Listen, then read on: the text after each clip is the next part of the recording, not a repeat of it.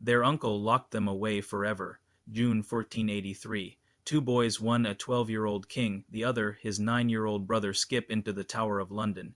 They never skip out. Their uncle, Richard, swears it's for their protection. Within weeks, the princes are erased so thoroughly we can't even point to a grave. 5 centuries on, we're still asking, did the uncle order the double kid homicide, did the boys bolt, or did a third party tidy up the loose heirs?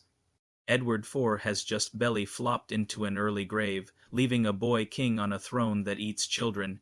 Cue the dead king's only surviving brother, Richard of Gloucester, soldier, political chess nerd, and for now the loyal Lord Protector.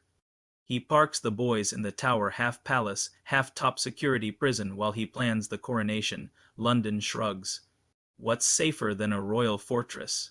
May Edward V and little Richard roll in with spaniels, servants, and a toy army carved from pine.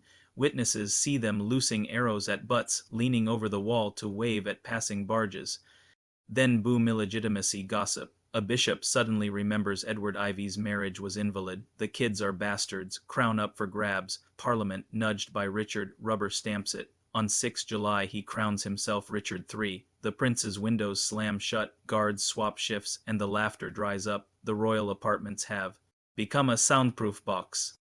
Last credible sighting, a doctor delivering summer peaches. After that radio silence, Italian visitor Dominic Mancini writes that Edward takes communion daily, believing death is near. Foreign bankers notice unpaid bills for tiny velvet doublets. Yet no bells toll, no hearses roll, no receipts for quicklime. England wakes up with a new king and no princes. Nobody files a complaint because, well, you don't sue the sovereign, Richard, Buckingham, Henry, or the boys themselves. Did Richard want the throne?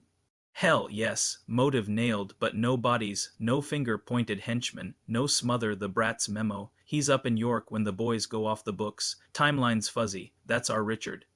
Buckingham, though, he commands Richard's Welsh troops, has Tower access, later rebels. Kill the kids, destabilize Richard, flirt with the exiled Henry Tudor. Zero confession and Buckingham loses his head within months. Perfect fall guy. Henry lands in 1485, wins Bosworth, marries the prince's sister to glue York and Lancaster together. If the boys are breathing, they're a threat.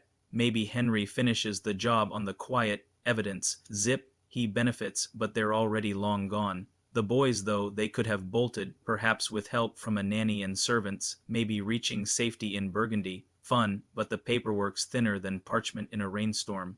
Most historians shelve it under hopeful fan fiction. 1674, workmen wrench up a wooden chest beneath a tower staircase. 2 kid-sized skeletons, velvet scraps, a few bits of ermine. Charles II dumps the bones in an urn in Westminster Abbey. 1933, experts say the elder child fits a 12-year-old, the younger about 10. DNA test. Never. The church says royal tombs aren't CSI sets. Without proof, those bones could be any Tower unfortunate.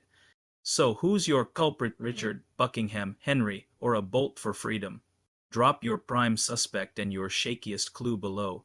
I read every theory, especially the bonkers ones. We'll probably never know if someone pressed pillows over their faces, slipped poison into wine, or shoved them onto a Flemish fishing smack. That blank space is the engine, a locked door, 2 missing kids.